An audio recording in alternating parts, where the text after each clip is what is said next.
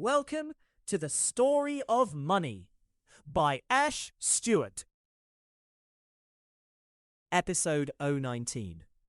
Division of Labour. Dissecting the linchpin of foundational economic thought. Back in episode 013, we looked at specialization. Let's now look at a very closely related concept. Just as in that episode, the fictional anchor for this episode is going to be the story already narrated in Tech C43, where we saw how, after a disastrous start in a joint initiative with everyone stepping on everyone else's toes, our four fictional friends eventually managed to allocate each of themselves specific areas of focus and work things out.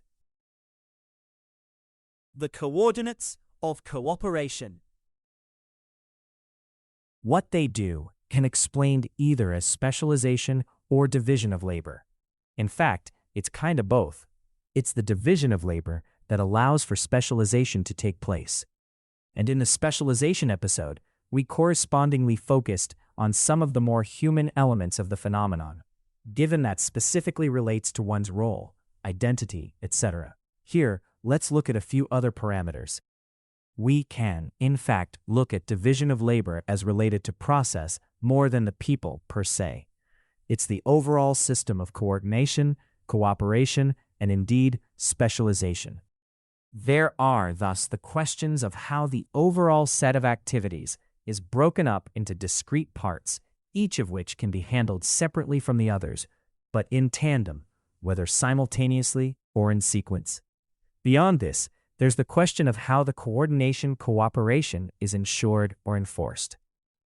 All this said, there has to be a certain amount of scale to justify division of labor. The requirement of making artisanal jam to be sold over a full week of an annual market event justified our fictional friends in the fictional story to apply these concepts. But if it was just a matter of preparing 3 jars of jams to gift a visiting aunt, it's probably best done solo. Hello, Aunt Margaret. What time are you arriving this weekend? And don't worry, I have a team of 12 people working on a small gift for you.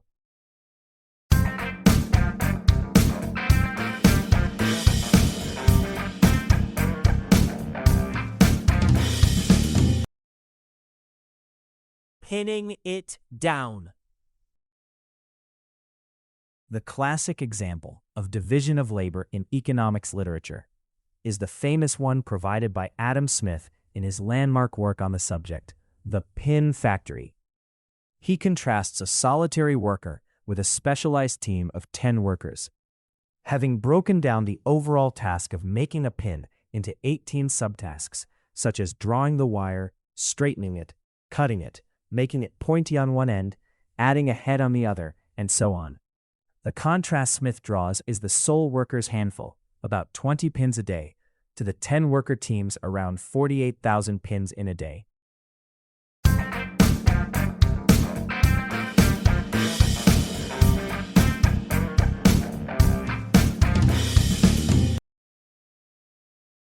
The division that multiplies.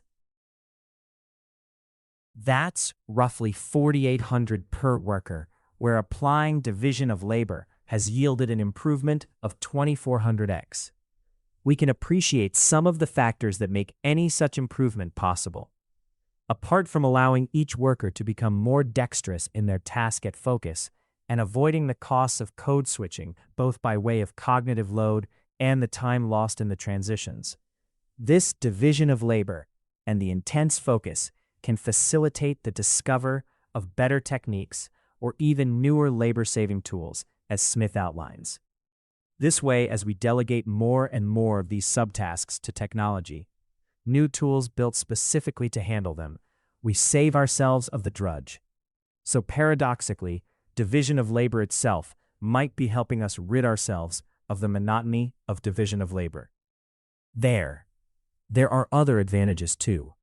It's more viable to find a substitute worker, or quickly train one for one particular task, should the original worker not be available for some reason, since there is less of a learning curve. This, of course, entails lower disruption and downtime, and thus increased overall productivity. Division of labor exists everywhere in our modern world. For example, much of the music we are used to enjoying would be impossible. Imagine your favorite rock star hopping between the drums, the bass, and singing mic plus guitar all at once.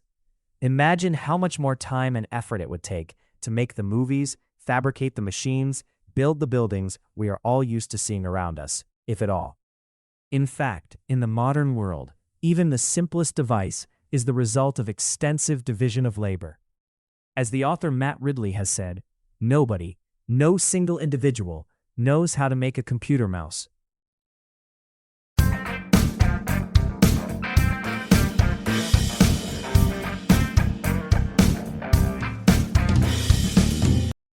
I mentioned Adam Smith, given it's sort of mandatory to do so when discussing this concept.